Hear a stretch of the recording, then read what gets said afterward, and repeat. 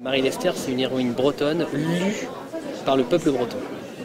Est-ce qu'on peut le dire comme ça? On peut le dire, oui, d'autant que sur 70% de la production est vendue en Bretagne et 30% sur la France, le reste de la France ou le reste du monde, on peut dire, puisqu'il y a beaucoup de gens qui les achètent également. De la diaspora bretonne, que ce soit à New York ou au Canada ou en Allemagne, on expédie beaucoup de bouquins de par le monde, disons. Alors, est-ce que vous pouvez me dire à combien vous tirez quand vous sortez un Marie Lester, à combien vous tirez? Le premier tirage actuellement c'est 50 000 exemplaires. Et donc en général, on arrive au bout d'un an, on retire à 5 000 puisqu'il est épuisé. Et tous nos ouvrages sont réimprimés tous les ans, enfin au fur et à mesure des besoins, quoi. Alors, vous aviez donné une interview dans Breton où vous disiez que la série noire, un auteur parisien vous avez regardé un petit peu de haut en disant toi avec ta boulette de province, la série noire c'est de gauche, ça sent les égouts, etc. Alors qu'est-ce que vous avez à leur répondre à ces gens-là? Moi j'ai pas répondu à cet homme-là parce qu'il signait à côté de moi et j'avais la queue qui attendait et lui il n'avait pas vendu un bouquin. Alors à la fin de la séance de dédicace, j'ai dit tu veux pas me dédicacer un bouquin pour t'en vendre un au moins, quoi. Voilà, c'est tout, c'était pas méchant. Mais c'est vrai qu'ils sont un peu à côté, les parigots sont un peu à côté de la plaque vis-à-vis des gens qui vivent en province. Ils ont un regard sur nous qui est complètement faussé, quoi. Et un complexe de supériorité absolument énorme, qui n'est pas justifié d'ailleurs, il faut bien le dire.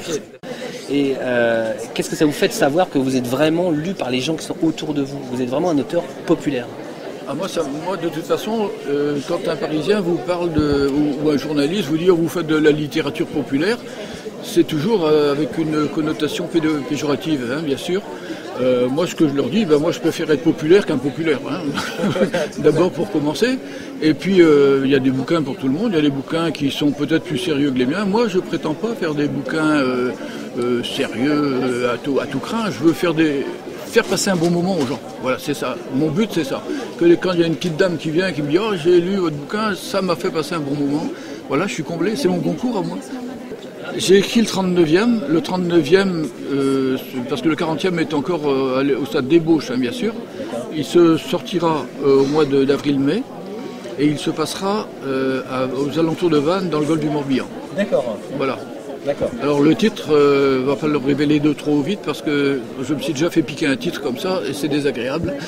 Donc je préfère le garder. Mais voilà, l'essentiel c'est ça.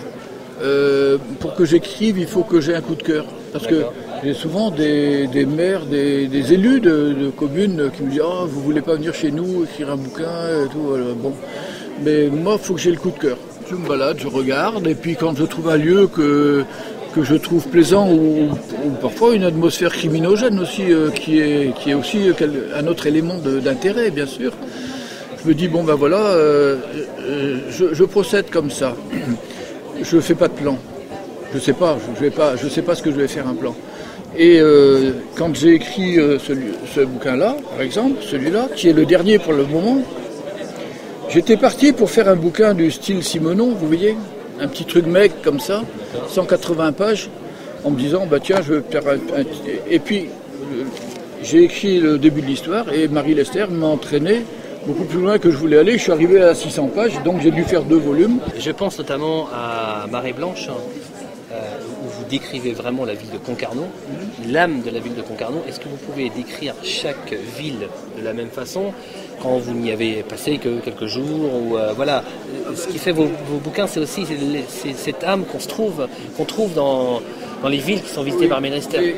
Si vous voulez, Concarneau, moi j'ai passé une grosse partie de ma vie professionnelle à Concarneau, parce que j'étais marailleur dans une autre vie.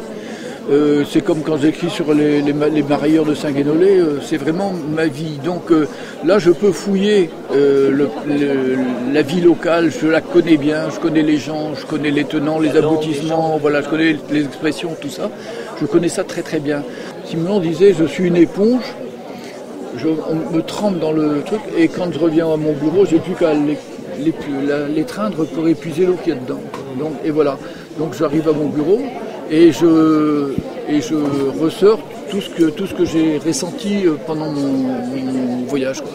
Alors, ce qui est drôle maintenant, c'est que ce fameux polar régional, comme on appelait ça, a donné des petits partout, même en Bretagne, où vous avez des clones de Marie Lester. Oui, mais ça c'est bon, c'est normal. Hein, c'est valable dans tous les domaines. Quand quelqu'un fait quelque chose qui marche, bon, il y a d'autres qui en boivent de le pas, quoi. C'est normal. Moi, quand j'ai commencé cette collection-là, j'avais commencé à écrire des bouquins historiques qui sont là, d'ailleurs, qui ont été réédités.